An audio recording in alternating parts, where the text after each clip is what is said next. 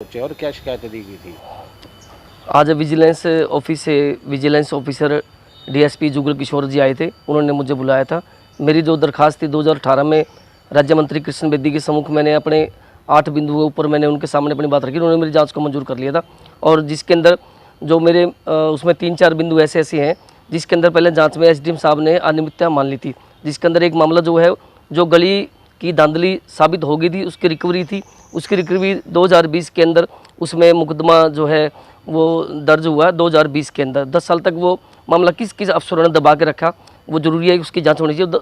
इतने समय तक इन्होंने क्यों नहीं रिकवरी करी? ये विजिलेंस में आया तो इन्होंने एफआईआर दर्ज करी, जबकि क्या उन्हीं ठेकेदारों को काम देती रही है नगर परिषद? ये भी जांच का विषय है कि उस टाइम किस फर्म को वो काम दिया गया था और किसके ऊपर ये रिकवरी डली है। क्या वही फर्म दोबारा काम करती रही? इसका मतलब अधिकारियों की मेल जेल है कि उन्होंने उसी फर्म को काम दिया। और इसके अंदर जो इसमें जो एक बिंदु है और उसके अंदर ये है कि एक सिलाई सेंटर के ऊपर, एक आंगनवाड़ी के ऊपर सिलाई सेंटर वगैरह बनाया जा रहा था और उसमें करीब ये मानो 2013 में 6 महीने 2013 के अंदर उसकी पहले ही उसकी 360 कट्टों की उन्होंने 360 कट्टे और 40,000 ईंटों की उन्होंने सप्लाई ले ली और वो 1 साल तक उन्होंने कहा रखा। फिर जब चुनाव आचार संहिता लगी 2014 में, अप्रैल 2014 में जब चुनाव आचार संहिता लगी तो उन्होंने वो काम क्यों किया? ये चुनाव आचार संहिता का भी उल्लंघन है और ये गड़बड़ घोटाला भी है कि इन्होंने 10 महीने तक इन्होंने सामान कहा रखा। तो और प्लान का काम था क्या? जी, ये डी प्लान का 2012-13 का डी प्लान का पैसा था जो इन्होंने लगाया है और इसमें विभिन्न प्रकार के और भी बिंदु हैं।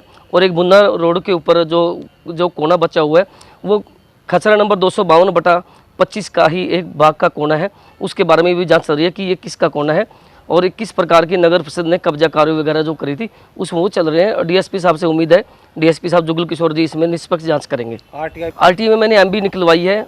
एमबी के अंदर ये है कि 2013 में 6 महीना 2013 के अंदर इन्होंने इसके अंदर सप्लाई ली हुई है किसी ठेकेदार से, 3-4 फर्म है उनसे इन्होंने सप्लाई ली हुई है।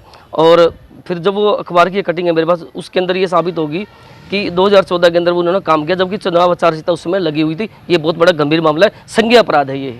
तो अधिकारी काम नहीं कर सकते डी प्लान पे? जी, तो आचार संहिता में क्या अधिकारी काम नहीं कर सकते?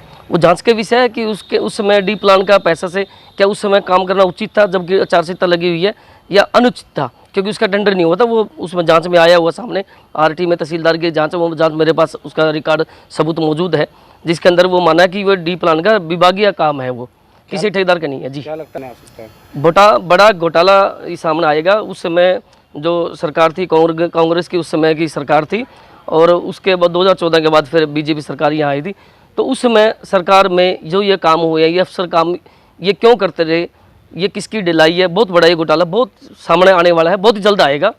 आज अभी आश्वासन दिया है उन्होंने, कुछ रिकॉर्ड मांगा है, तहसील ऑफिस से रिकॉर्ड मांगा है और भी विभिन्न प्रकार के कारणों से रिकॉर्ड मांगा है और वो जल्द दोबारा फिर इस जांच के लिए आएंगे। किस प्रकार की आप जांच चाहते हैं इसके अंदर?